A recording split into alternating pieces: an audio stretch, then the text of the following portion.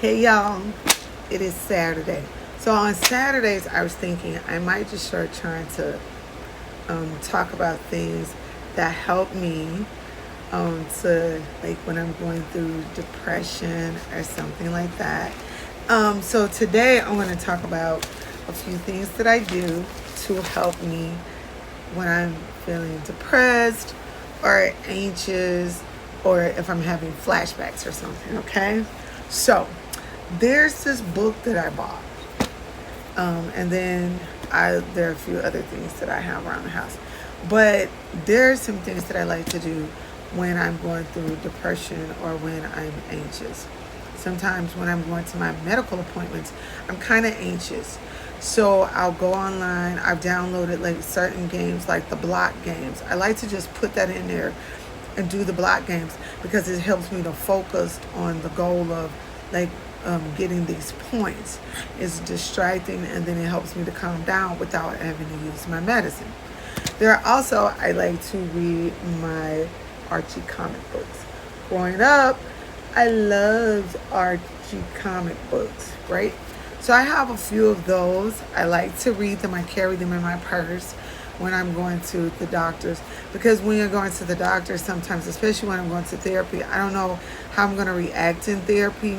Because remember, therapy is about feelings. It's about revealing these things that are inside of you.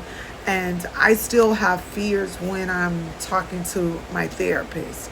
Even though now therapy appointments tend to be on video, I still get anxious before the appointments. So I'll lay in my bed, try to put on like some soothing music. And I have some music playlists and it's called Center Me. And I have certain songs in there that soothe me and calm me down.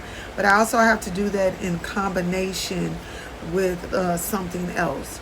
And before my doctor's appointments, I like it to be kind of quiet. I don't want to hear the television. I don't like to hear any noises, and I don't like to hear any voices. And we'll get into why in another video about the voices things. I don't like to hear like a lot of people talking. And then another book that I have bought myself was the Healthy Coping Coloring Book and Journal. And initially it's going to say it's for teenagers, but hey, we all have a teen inside of us. But the reason I got that is because sometimes I don't feel like journaling out a lot of things, but I do like coloring. And sometimes I like some little prompts. And so depending on what I'm going through, I'll flip through my book, I'll flip through my book and let's get to something like I did that, color that, and things like that. I'll do like certain pages. And when I've completed the pages, I feel a little bit proud of myself because I sometimes like how the color combinations come together. I don't know. When I'm coloring something, I never know how it's going to turn out. I'm just kind of coloring and putting it all together. So I never really know what the end result is going to be because in those moments, it's just depending on how I feel and things like that. I do have some other books, like I'll read magazines. In this moment, I do have a hard time with the reading and stuff.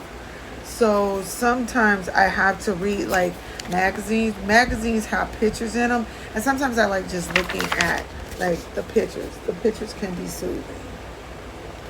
So I'll do things like that. I also have like a lot of coloring books. Here's my most recent coloring book. And the reason I wanted this one is because look at it. You can do it any way you want to. Just because it has the prompt of the picture and the pictures are big. Sometimes I like to do things that are huge. And I like to do things that combine people with nature. I haven't started on it because the thing about the coloring books, I have to feel compelled to use that particular book. I have also started doing I do a little bit of beading. I don't have any examples of my bracelets, But I only do bracelets for my grandbabies. Why? Because me making them bracelets is personal to me, and it gets me out, and they can carry me with them. And each one is going to be unique to that child because I know that child's personality, or somewhat of their personality. So now I'm kind of focusing on, for the girls, learning how to make anklets. So bracelets for the boys, anklets for the girls. And the reason I do bracelets is because I'm more inclined to wear bracelets, anklets, or earrings. I'm not a big necklace person, and we'll get into why about that. I don't like necklaces because it makes it feel like something could be choking me, or someone. I have a real problem with that, things being around my neck from past experiences. But that is something that I do. I get a lot of my pencils, my coloring pencils, from Hobby Lobby, or from different stores like Walmart. I even have gotten beads from Walmart, but I get a great many of my beads from Hobby Lobby. I have found some places online like Etsy and on Instagram. But I just wanted to share that with you all because I don't want all my videos to be about bad.